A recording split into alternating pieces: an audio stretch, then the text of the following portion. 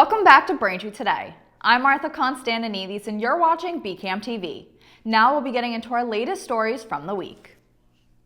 On Wednesday, February 9th, the Department of Elementary and Secondary Education announced the school mask mandate will officially expire on February 28th. With the mask mandate being pulled the week after February vacation, some are concerned it may be too soon due to a general rise in students getting sick after the break. Massachusetts Governor Charlie Baker held a press conference where he discussed the lifting of the mandate. Here's more. DESE Commissioner Jeff Riley announced that the mask mandate for K-12 schools here in Massachusetts will not be extended beyond February 28th. This was a decision that his team made after careful consultation with public health officials and our office. In its place, the department issued guidance for school districts for using masks in specific scenarios.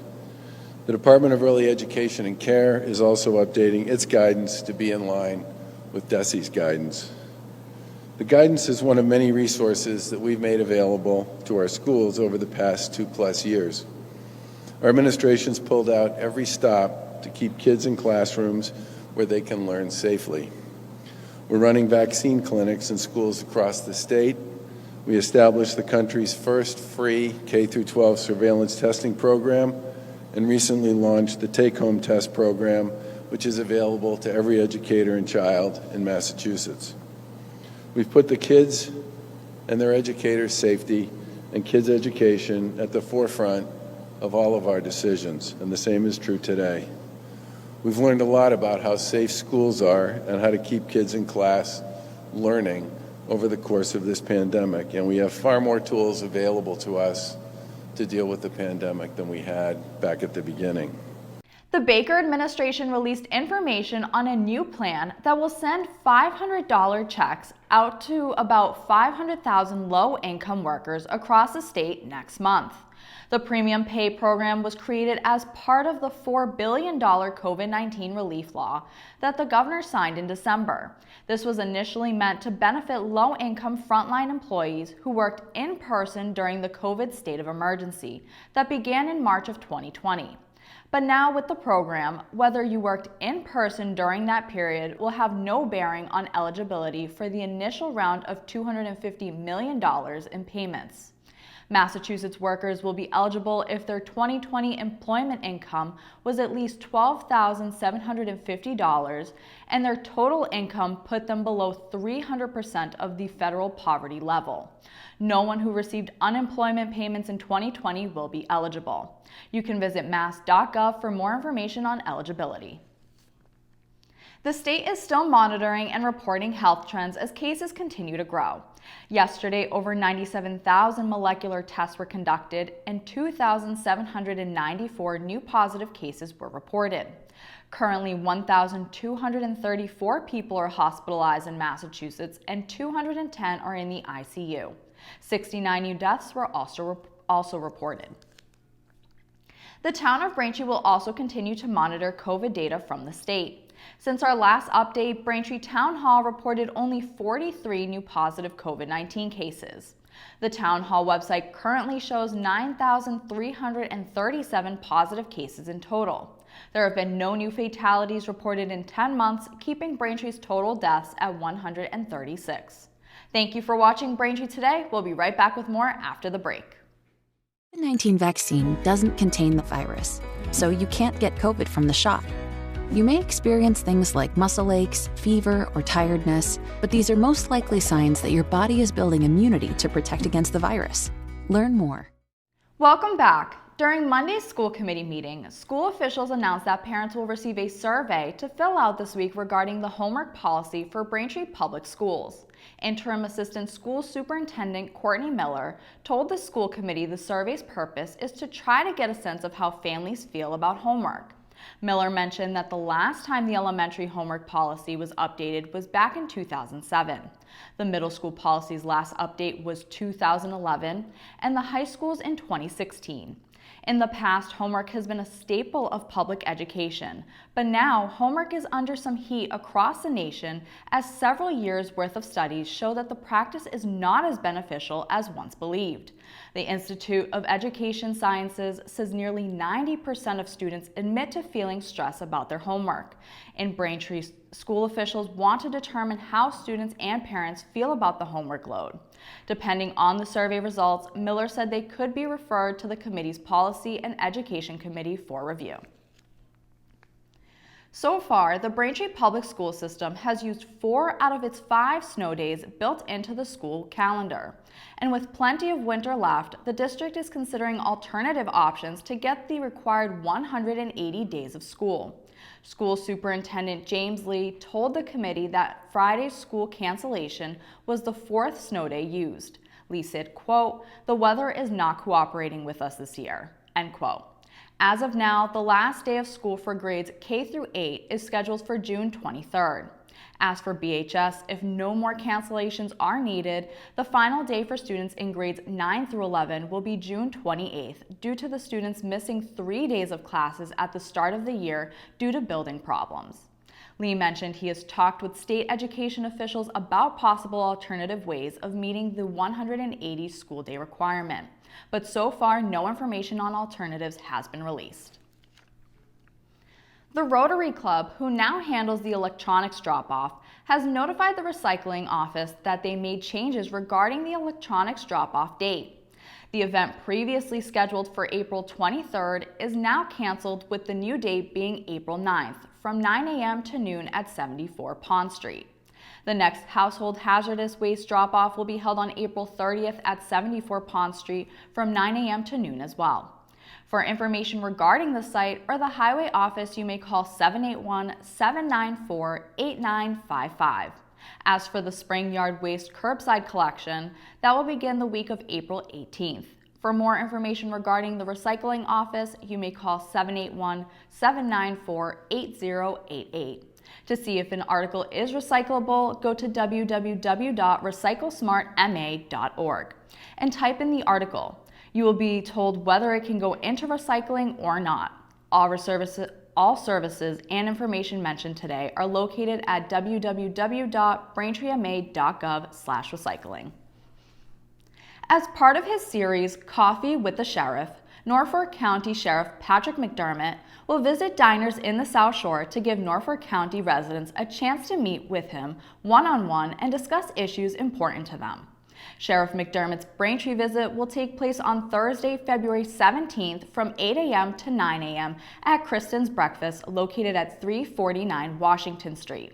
For the full schedule of locations, dates, and times, you can visit the Norfolk County Sheriff's Office website at norfolksheriff.com/coffee. Braintree's public health nurse will be resuming weekly blood pressure clinics in the nurse's office located on the lower level of the town hall. The clinic will be held on Tuesdays from 4 p.m. to 5 p.m. and on Fridays from 9 a.m. to 10 a.m.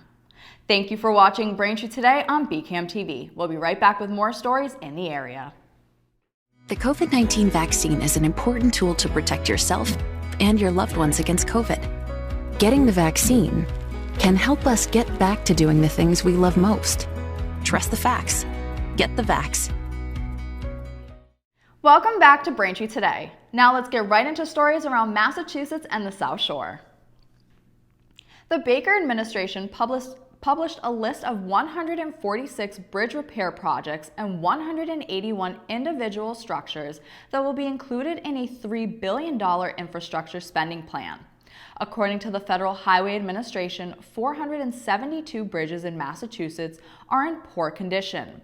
This includes bridges to be replaced on the South Shore that are eligible for money for replacements under the Federal Infrastructure Spending Law.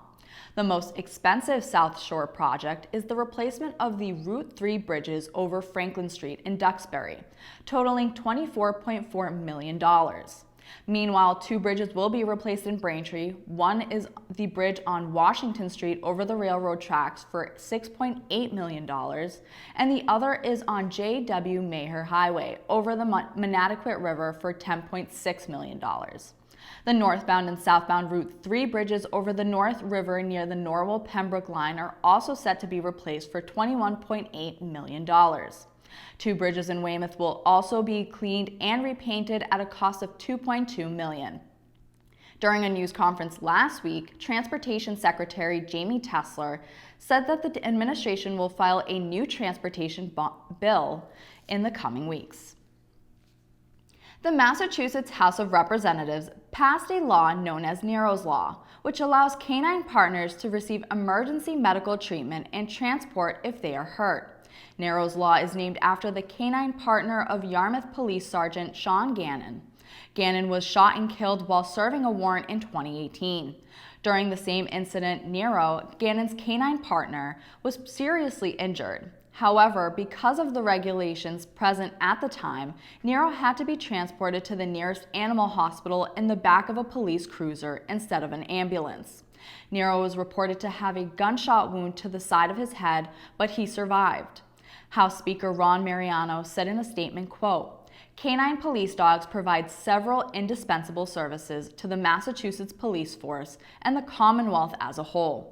Given the sometimes dangerous jobs that police dogs are asked to undertake, providing them with any necessary emergency medical care is our moral responsibility." End quote.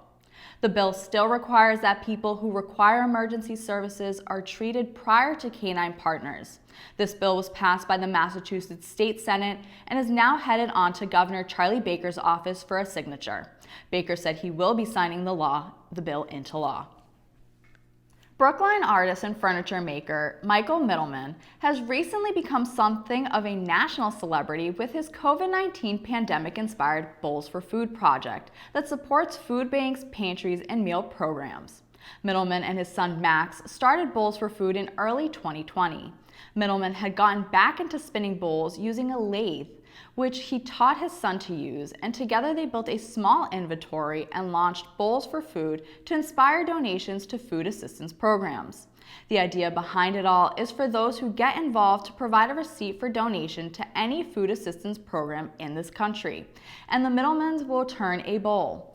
The graduated scale for suggested donations is deliberate, a recognition that the desire to help isn't exclusive to people of privilege.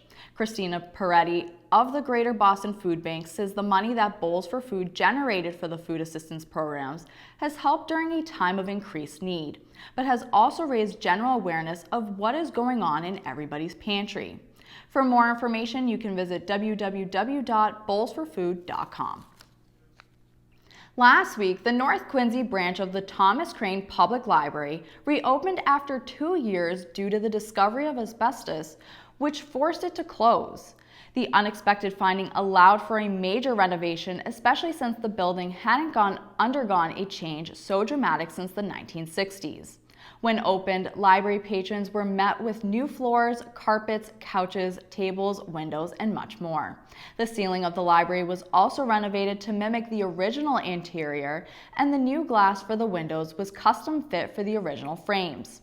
The library now has an open floor plan and space for meetings and silent activities. Branch librarian Dorothy Cronin said they had opened on Tuesday, and on Wednesday afternoon after school, the library was packed. She said, quote, "Every seat in the children's area was taken up. Every computer was being used. It was so much fun," end quote. When construction is finished in the programming room, upcoming programs will include a weekly story time, a monthly science program for preschoolers, and movie nights for adults and teens. Soon, a grand opening will follow the completion of all the work. Until then, the library remains open and programs will be available on Zoom and in person. The St. Patrick's Day Parade will return to Abington for its 41st annual parade on March 20th after a 2-year pandemic pause. The parade will begin at 1 p.m. at Abington Center with bagpipes, marching bands, and floats adorned in green, orange, and white. 13 marching bands and Irish pipe and drum bands are already booked, but organizers welcome more. To learn more, donate, or walk in the parade, you can call the parade chairman, Jack Bailey, at 781-878-7785 or by email at kjbailey@verizon.net. Thanks for watching Braintree Today. We'll be right back with more in sports and entertainment. When the COVID pandemic began, scientists had been studying similar viruses for years, so they had a head start creating this vaccine.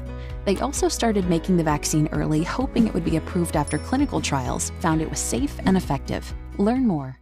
Welcome back to Braintree Today. Now here's Mike Wassel with the latest on Braintree Sports. Braintree and Milton here in boys hockey, and a 2-on-1 goal here for Milton in the second period, and then just moments later, another 2-on-1 and another goal over the outstretched glove of the Braintree netminder to make it 2-0, and then Braintree here on a point shot. The shot goes wide, and the rebound is capitalized as Braintree cuts the lead in half, and then late in the third with 2:45 left, Braintree, a seeing eye shot that ties the game at 2 as we head to overtime, and in overtime, Braintree with a great chance to win the game, and then they do win the game here on the backhand as Braintree wins in overtime as they battle back from a 2-0 deficit to beat Milton 3-2 in overtime. Braintree and Framingham here in wrestling, and a pin at 106 pounds for the Womps, and then at 120, the same exact situation for Braintree as they were strong at the lower weight classes, but then Framingham started to get involved in the pinning as well as they pinned Braintree here at 126, and then at 220 with Framingham able to secure a win with a pin. They are able to do so with a nice pinning combination, getting the shoulders down on the mat, and Framingham with a 10-point victory over Braintree, 39-29, and a good match here at Braintree. And then it is girls hockey, Braintree and Needham, and a goal early, and Braintree with a second to make it 2-0. A couple of soft goals early in this game for Braintree, able to get on the board, and then a third strike as this one finds its way home 3-0, and then Braintree would protect it with their goalie, Surrett, with a nice stop there, and then a huge hit right in front of the Braintree bench, as you don't see many hits like that at this level, and a save made here by Surrett. Just one last stop in the final minute as Braintree with a shutout over Needham, 3-0.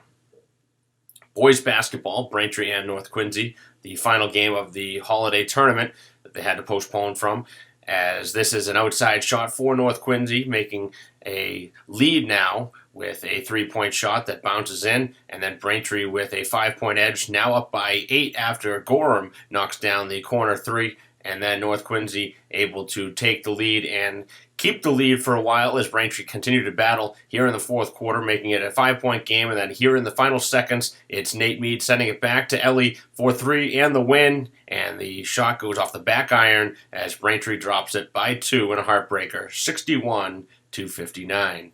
Girls basketball, Braintree and Framingham, and it is a 3 from Moran to go ahead. And then here in the lane, the Flyers continue to have the lead, but Braintree finally able to wake up offensively in the second half with a 3, and then a steal as this one brought up the court, and the layup good by Adams, as again, Casanova trying to get her 3-point shot to drop, and does, as Braintree with the lead. Monestime for the Flyers, trying to keep them close and able to hit a nice shot, and then a 3 from Moran to pull them within 2 points, and a crazy sequence here in the final second. 0.4 seconds on the clock. The 3 just missed, and believe it or not, she got that shot off, as Braintree will win this one by 2, 48-46. Thanks, Mike. Now in entertainment, the 94th Academy Awards nominations were announced on Tuesday, and some movies with South Shore connections landed multiple Oscar nods. Let's get into it. First up, Don't Look Up earned 4 nominations: Original Score, Original Screenplay, Film Editing, and Best Picture. The end-of-the-world satire Don't Look Up tells the story of 2 low-level astronomers who must go on a giant media tour to warn mankind of an approaching comet that will destroy planet Earth. Don't Look Up filmed at several locations across Massachusetts, including the old fighter jet hangar at Union Point in Weymouth, where Ariana Grande sang the film's signature song, Just Look Up. Scenes were also shot at Battleship Cove in Fall River, the Copley Fairmont Hotel in Boston, a residential neighborhood in Framingham, and Montello Street in Brockton. The Disney adventure Raya and the Last Dragon, produced by Quincy native Peter Delvecchio, was among the nominees for Best Animated Film. Delvecchio previously won an award for the animated film Frozen. Raya and the Last Dragon tells the story of a young warrior fighting to save her fractured kingdom by finding the last dragon. Free Guy is up for Best Visual Effects for turning Boston into a stunning video game metropolis. Free Guy, starring Ryan Reynolds as a bank teller, lives in a limitless world who discovers he is a background player in an open-world video game. That is until he decides to become the hero of his own story and flip the script. Free Guy was also partially filmed at Union Point in Weymouth. Coda received 3 Oscar nominations for Best Picture, Supporting Actor for Troy Kotsur, and Screenplay for writer-director Cian Heder of Cambridge. Coda was also shot in Gloucester and Essex during the summer of 2019. Coda tells the story of Ruby, the only hearing member of a deaf family from Gloucester, Massachusetts, who is trying to help her parents and brother keep their fishing business afloat. In joining her high school's choir club, Ruby finds herself drawn to both her duet partner and her passion for singing. And finally, George Clooney's The Tender Bar, which shot a pivotal third-act sequence in Braintree, was shut out in all categories. In the run-up to Tuesday's nominations, Ben Affleck earned a SAG and Golden Globe nod for his portrayal of Uncle Charlie, a bartender who becomes a father figure. The Tender Bar tells the story of 9-year-old J.R. Maguire, who moves into his grandfather's dilapidated house in Long Island, New York. In searching for a father figure, he falls under the unconventional guardianship of his Uncle Charlie, a charismatic, self-educated bartender who introduces him to a handful of the bar's colorful regulars. As the years pass and JR grows into a young man, he tries to fulfill his dream of becoming a writer. The 94th Academy Awards will be handed out on March 27th at the Dolby Theater in Los Angeles. The broadcast will start at 8 p.m. on ABC. That'll do it for entertainment. Thank you for watching Braintree Today. I'm Martha Constantinides, and that's all we have for news today. Stay safe, and we'll see you next time.